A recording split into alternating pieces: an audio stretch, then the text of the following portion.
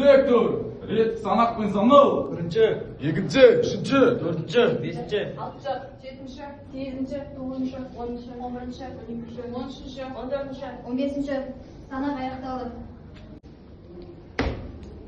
Үшінші сыныпта сержант мырза, үшінші сап жеке құрамы сапқа тұрғызылды. Баяндап тұрған взвод командирі оқушы Бейсен Жасұлан.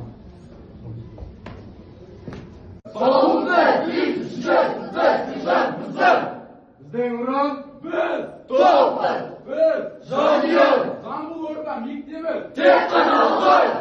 Еркін тұр, взвод командирі. Мен, Жеке құрамды сыныпқа кіргіз. боп болады. Бат!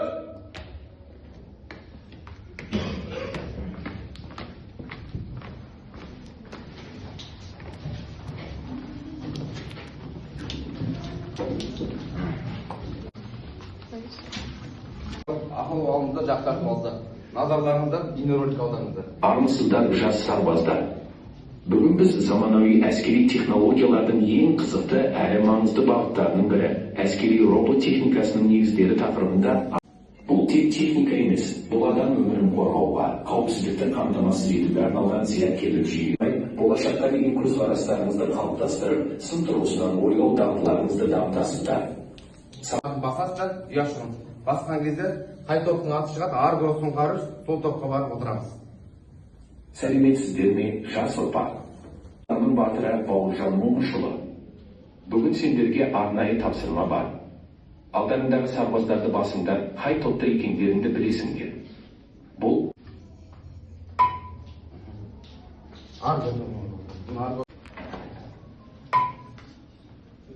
Келесі.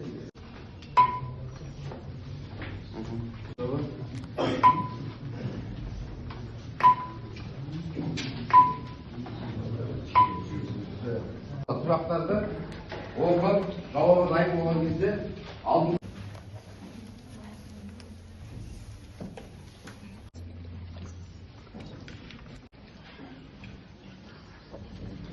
Дайын оқылады ма? Үй тапсырмасы. Маған берілген сұрақ РГД-5 және РГО-дағы тұтандырғыштардың әрекет ету түрі қандай? Біреу Не үшін керек және робот қандай деген сөзіміз өзі, яғни автоматтандырылған отырып, немесе оператордың көмегімен, немесе қандай да бір бағдарланған жүйе арқылы басқаруға болады. Роботтар сонымен қатар өндірістік, өнеркәсіптік, авиациялық, медициналық роботтар. Әскери роботтар дегеніміз не? Әскери роботтар қандай мүмкіншіліктерге ие болады? Басты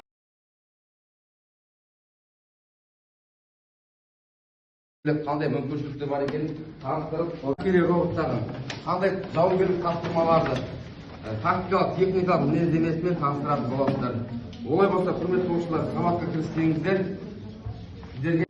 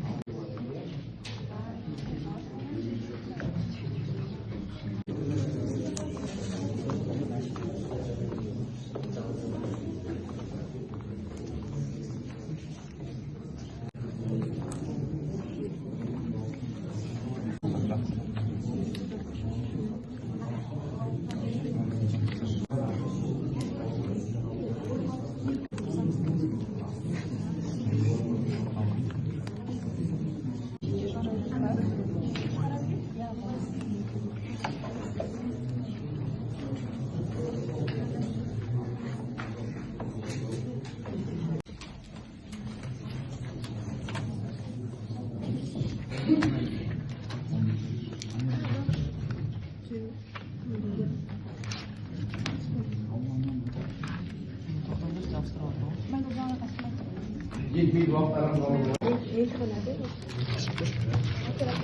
Açmak yemeyecek aslında olur.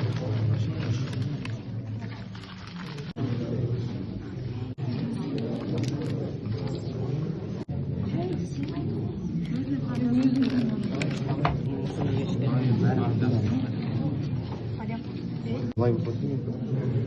Abla bulay jarjör mü diyor?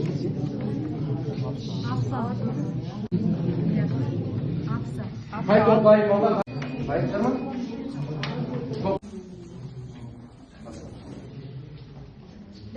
берілген сұңқар үш тобы. Бізге берілген роботтар ұшу аппараттары болып табылады. Бұл 3 тонналық жол қару-жарақ тапсыратын бөлімі бар.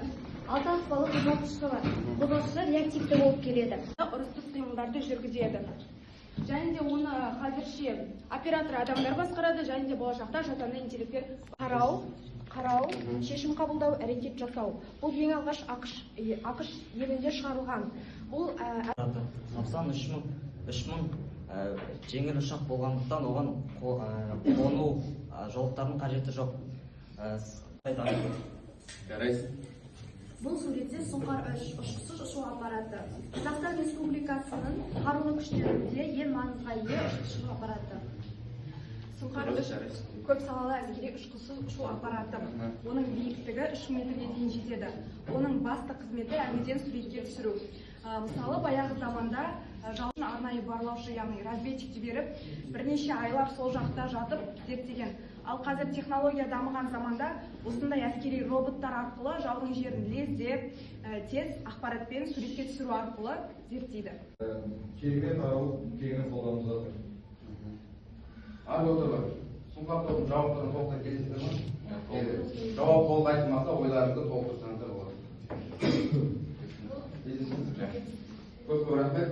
Сұңқар үштер отырамыз. Бізге берілген роботтар жер және су асты роботтары. Яғни айтқанда біздің тобымыздың аты Арго болғандықтан, ең алғаш біз Арго әскери кешенді таныстыра кетейін.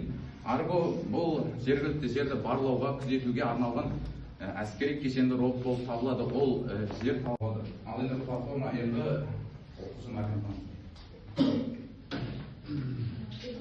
Маған берілген роботтарды бейнесуретті магнитті бейнежазбаға тіркей отырып тасымалдағыш кемеге жорғалауды, ағашқа өрмелеуді, су астында жүзуді және қол жетпейтін жерге орала алады.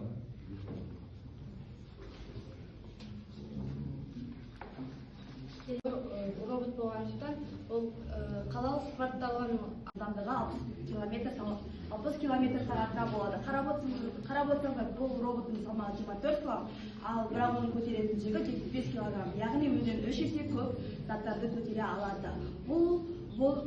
Бұның негізгі мақсаты экологиялық мәліметтерді зерттеу, қоршаған ортаны барлау, адамдарды құтқару жұмысына көмектеседі. Тазартатын сапер робот. Ол 60 килограммдық. Сұрақ жауап болып болмаса, ойларыңызды тез толықтырсаңыздар болады. Отырамыз, арғы жарайсыңдар. 4 тарақты бәрі оң қол көтереміз. 2 айналдырамыз, 3 қолды қоямыз, 4 тас тұрыз. 2, 3, 4 қолын түсіреміз.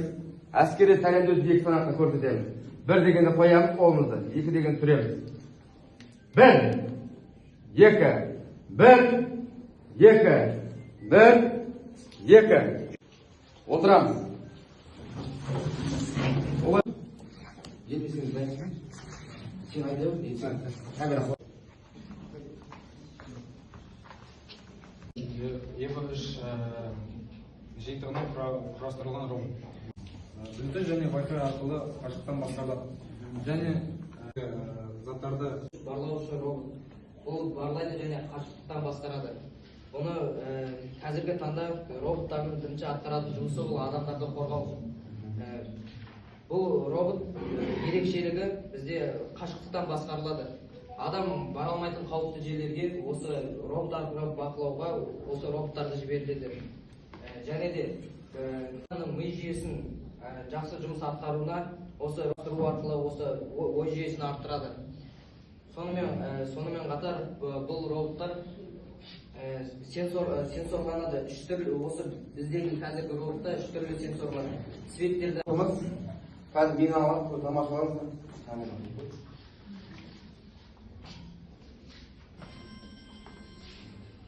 Қансыр болды. Оң қалшы.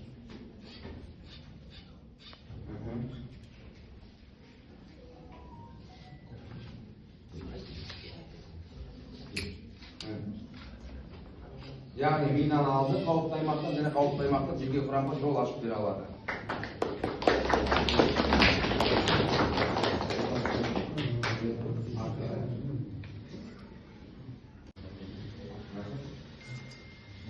Яғни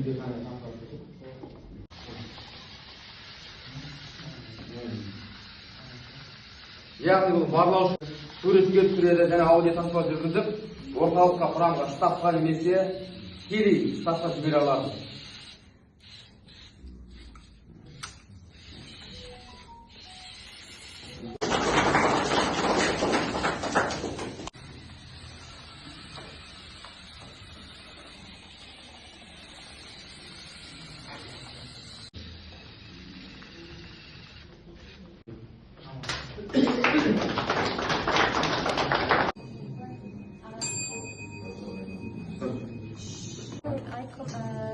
Мен қазір роботтардың қазіргі таңда әлсіз тұстары да бар. Пайдалы жағы да және әлсіз тұстары да көп. Негізгі үш түрге бөлінеді. Яғни айтқанда ең бірінші ұшу роботтар. Бармай сол роботтарды алыс қашықтықта басқарып, лезде ақпаратты жинауы. Ұрыстық жағдайларда көбінесе қолданады.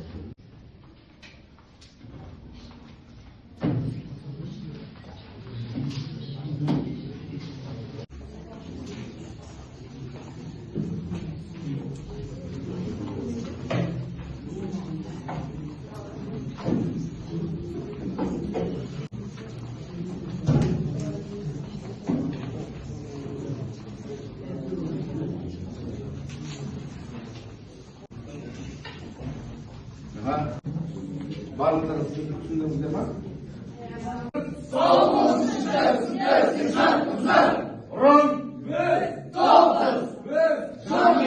Жамбыл орта мектебі тек қана алда! 10-11 сыныптан шығамыз.